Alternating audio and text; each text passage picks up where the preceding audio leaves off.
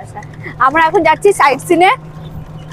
যে স্পটগুলো যাব সেগুলো আপনাদের সাথে নিশ্চয়ই শেয়ার করব। টোটাল 7টা স্পট বলছে। এখানে একটা ভালো জিনিস দেখলাম, যেটা যে টোটো স্ট্যান্ড আছে ওই কপিলমুনি আশ্রমের দিকে যেতে ওই মুখটাতেই। তো ওই টোটো স্ট্যান্ডে একজন দাদা রয়েছেন, যিনি কিন্তু সিরিয়াল বাই সিরিয়াল কে যাবে সেইভাবে একটা লিস্ট করছেন। ওনাকে গিয়ে বলতে হচ্ছে যে আমরা সাইট সিনে যাবো, আমরা কজন আছি, সেই হিসেবে উনি দামটা বলছেন। যেহেতু আমরা এই 3 জন, সে কারণে আমাদের চার্জটা একটু বেশি পড়েছে। তো আমাদের আপ ডাউন মিলে লেগেছে 400 টাকা। খুচরো আছে?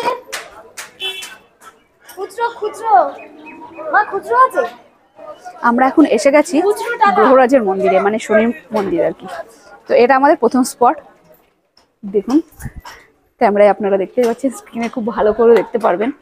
এখানে যদিও এখানে পুজো টুজো হয়ে গেছে, তালা দেওয়া রয়েছে আর কি, গেট এইভাবে দেওয়া রয়েছে, এখান থেকেই দেখতে হবে। ভীষণ সুন্দর। অনেকে বলেন যে শনি মন্দিরে ঠাকুরের চোখের দিকে তাকাতে নেই, এই শনি দৃষ্টির একটা ব্যাপার থাকে। যাই হোক, খুব ভালো লাগলো। চলো, আপনাদের বললাম মন্দিরটা একবার ওপর থেকে নিচ পর্যন্ত ভিউটা দেখুন। ছোট্টর মধ্যে বেশ কারুকার্য করা, কিন্তু কালারফুল মন্দিরটা, বেশ ভালো লাগছে। আপনারা আসলে আসবেন। তাহলে প্রথম স্পট কিন্তু হয়ে গেল। কাউন্ট করবেন আপনারা? হ্যাঁ, আমিও কাউন্ট করবো, আপনারা কাউন্ট করবো যে কতগুলো স্পট আমরা ঘুরছি। এবার চলুন যাই পরের স্পটে। আমি এখন মনসা মন্দিরের সামনে দাঁড়িয়ে রয়েছি। দেখুন ওখানে লেখাই রয়েছে সার্বজনীন শ্রী শ্রী অরন্ধন মনসা মাতার মন্দির। দেখতে পাচ্ছেন কি সুন্দর মায়ের মুখটা, দেখো অসাধারণ। ছোট্টর মধ্যে কি সুন্দর মায়ের মুখ, খুব সুন্দর করে সাজানো। একই জায়গায় 3টে মন্দির রয়েছে। এটা আমাদের সেকেন্ড স্পট। এইটা দেখবো, দেখে তারপরে আবার পাশে যাবো। এটা হচ্ছে আমাদের 2 নম্বর। চলুন ওইখানে যাবো, ওখানে বাসন্তী মাতার মন্দির। কাম। এখন দাঁড়িয়ে রয়েছি বাসন্তী মাতার মন্দিরের সামনে। মনসা মন্দিরটা একদম রাস্তার ধারে, তারপরে রয়েছে এই বাসন্তী মাতার মন্দিরটা। একটু কাছ থেকে দেখিয়ে দাও। রূপোর মুকুট দিয়ে, অনেক পুরনো বলেই মনে হচ্ছে মন্দির। মন্দির দেখে বোঝা যাচ্ছে, সুন্দর লাগছে কিন্তু। এবার বিশালক্ষী মায়ের মন্দিরে আমরা এলাম, যাবো ভেতরটাতে। আচ্ছা, এখান থেকে দেখতে পাওয়া যাচ্ছে। তুমি এদিক থেকে, আমি এদিক। দেখো কি সুন্দর না, পুরো কালো পাথরের উপরে। ও মা, পুরোনো সেটা দেখেই বোঝা যাচ্ছে কি সুন্দর পুজো টুজো হয়েছে। আর মন্দিরে আসলে না একটা ধুনোর অদ্ভুত একটা গন্ধ বেরোয়, আমি যেন ভালো করে এক্সাম দিতে পারি, সব যেন যেটা ছুঁয়ে যায়, মন প্রাণ সব জুড়িয়ে যাওয়ার মতো একটা দৃশ্য আপনাদের সাথে শেয়ার করলাম। এখন এসে গেছি মনসা মন্দিরের সামনে। মনসা মন্দিরে যাব, আর এই সামনেটাতে বাজার বসছে আর কি। আর ওপাশে আছে আইলার স্পট, ওটা পরে যাব, আগে মন্দিরটা ঘুরে আসি।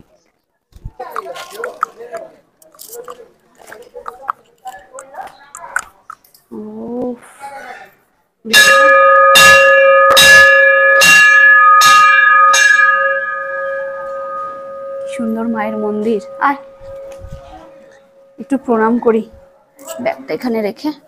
আয় না, নয় ওটা পরে, আয় আয় আয়।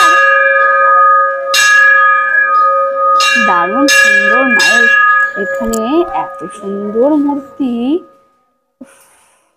চোখ সরানো যাচ্ছে না।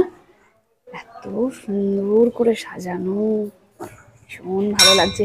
মানে প্রচুর জাগ্রত বোঝা যাচ্ছে, পুজো বা আয়োজন দেখেই বোঝা যাচ্ছে আর কি।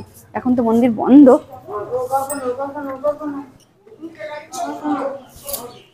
মনসা মায়ের মন্দির দেখে এখন যাচ্ছে আইলার, সেই যেখানে ঝড়টা হয়েছিল আর কি, আইলা বিধ্বস্ত যে গ্রামটা, সেই দিকটাতে যাচ্ছি।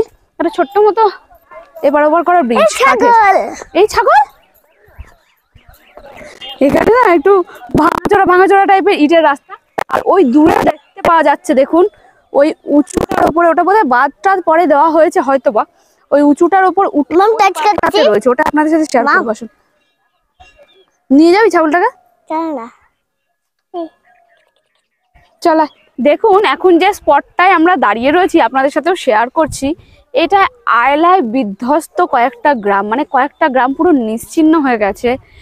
ভেবে দেখুন একবার, মানে আইলা ঝড় কিরকম মানুষের জীবন পাল্টে দিয়েছে। কত মানুষ এখানে বসবাস করতেন, জীবনযাপন করতেন। আর এখন আমরা সেগুলো দেখতে আসছি, এখন স্পট হয়েছে দেখতে আসছি, সেটা আলাদা ব্যাপার। কিন্তু মানে ভারাক্রান্ত হয়ে যায়, মনটা খারাপ হয়ে যায়, ঠিক ভালো লাগে না। একদম যেন ধ্বংসস্তূপ একটা, দেখেই মনে হচ্ছে একটা ঝড় ওপর দিয়ে যে এত বছর আগে একটা ঝড় বয়ে গেছে সেটার ছাপটা এখনো রয়ে গেছে। তো এটা এখন আমরা দেখতে আসছি ঠিকই, আপনারাও আসবেন দেখতে। এইটুকুই বলার আছে। এই যে মনটা খারাপ হয়ে গেল কিছুটা আর কি, যে এটা কারোর কাছে কাম্য না, আমাদের থাকে না যে একটা জিনিস নষ্ট হয়ে যাক। সুতরাং অনেক কটা গ্রাম এখানে নিশ্চিহ্ন হয়ে গেছে, নিশ্চিহ্ন মানে কিছুই নেই। আর ওপারে এই যে চড়াবালি পথ, চড়াবালি, এটা বোঝাই যাচ্ছে চড়াবালি। চোরাবালি না, এটা এমনি বালি, তারপরে সমুদ্র।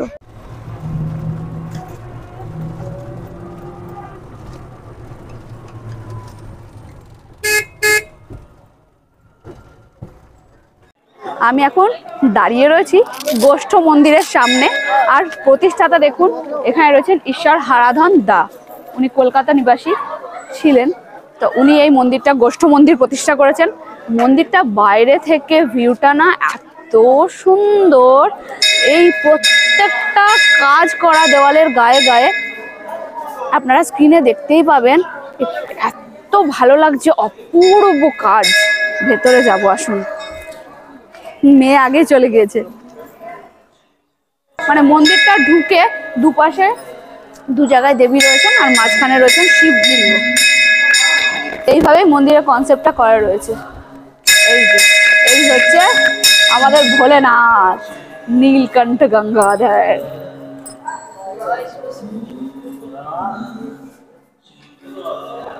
দাঁড়াও ননাইকে ডাকো, এটা বাজাবে। এই হয়েছে বাবাজি বসে আছেন, আর এই হচ্ছেন ভোলেনাথ আমাদের। হর হর শিব শঙ্কর নীলকণ্ঠ গঙ্গাধর। এই হচ্ছে আমাদের ননাই। কন্টিনিউ এখানে একটা বেজে যাচ্ছে ওম নমঃ শিবায় বলে। শিবলিঙ্গটা বেশ মোটামুটি বড়, পুজোর সময় যাতে দেখুন ভেতরটা অনেকটা বড়। মানে নীল ষষ্ঠী, শিবরাত্রি, এখানে সময় মানে অনুষ্ঠান সূচিগুলো দেওয়া রয়েছে, সেটা আপনাদের সাথে একটু শেয়ার করি। দাঁড়াও, মেয়েটা বাজাবে। আয় এনে আয়, ধর।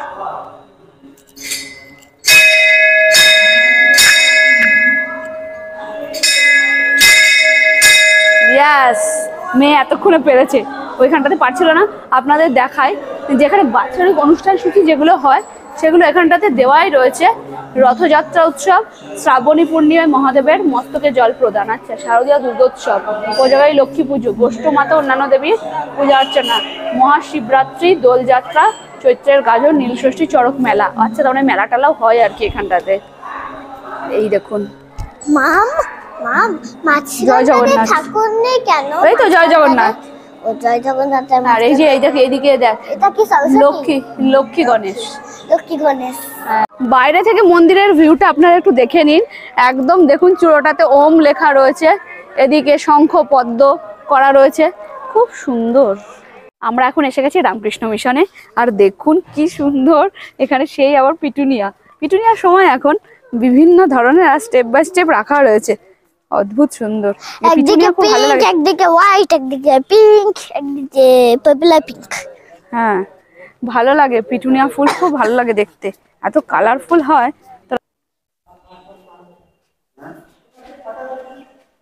রামকৃষ্ণ, সারদা মা আর বিবেকানন্দ, ওনাদেরই ফটো রাখা। বুদ্ধি দাও সবাইকে জন্য ভালো রাখো। আমরা এখন চলে এসেছি লাস্ট স্পটে, শেষ একদম, সেটা হচ্ছে নাগ সরোবর। চলুন সিঁড়ি দিয়ে ওপরে ভেতরটাই যাই, দেখি ভেতরটাতে কি আছে। আমি এক্সাইটেড দেখার জন্য, কিছু বোঝা যাচ্ছে না কি আছে। নাগ সরোবরের মূল আকর্ষণ যেটা, সেটা দেখুন একটা পুকুর, তার মাঝখানে ওই যে স্বয়ং কৃষ্ণ কালিয়া নাগ যে দমন করেছিল সেইটাই করেছিলেন আর কি। তো সেইটাই ওখানে তুলে ধরা হয়েছে। এবং সন্ধ্যা তো এখনো হয়নি, ওখানে আলোর একটা খেলা চলছে, যেটার জন্য এক একবার রং চেঞ্জ হচ্ছে, বেশ অন্যরকম লাগছে, সত্যি ভীষণ ভালো ব্যাপারটা। রং চেঞ্জ হচ্ছে, এখনো তো সূর্য অস্ত যায়নি। গ্রিন হয়েছে, গ্রিন, রেড ছিল, গ্রিন হয়েছে। হ্যাঁ, দেখলি তো।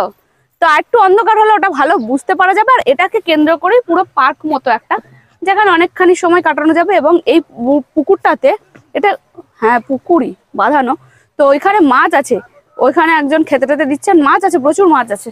তো চলো একটু ঘুরে দেখে আসি। চলে এসো। খেতে দেবে তো মাছ? আরে না, আমরা খাবার আনিনি তো। খাওয়ানি আমার মেয়ে স্টেজে উঠে গিয়ে পারফর্ম করছিস? নাচছি, ডান্স করছি। হ্যাঁ, কি কি গানে? এমনি গানে? এমনি গান নেই, কোনো গান নেই, এমনি। সে আবার কি? এখানে আর্টিফিশিয়াল ঝর্ণার মধ্যে একটা করা রয়েছে, আর্টিফিশিয়াল ঝর্ণা, যেন সে পাহাড়ের কথা মনে করিয়ে দিল। রক গার্ডেন এরকম আমরা দেখতে পাই, সেরকম একটা ফিলিং দিল। ও